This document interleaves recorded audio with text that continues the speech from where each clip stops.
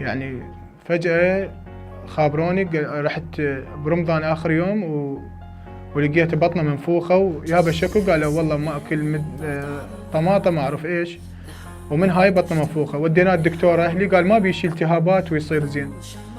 بأثناء هاي قلت له وين راح أروح لعد أفطر، كانت عندي حلقة بزاك روز، قلت له راح أروح أفطر ومن أفطر أجي أشوفك. طبعا هو صار كان قبلها بأسبوعين كنت أنا داز له رسالة عتب.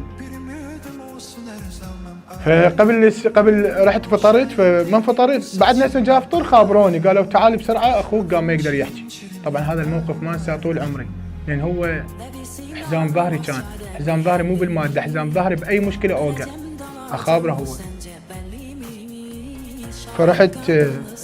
رحت نزلته بيدي ولازم ايده وقعدته بالسياره وقعدوا اخوتي البقيه وديته للمستشفى. بثنا بالمستشفى قال بعد ما اقدر اشوف.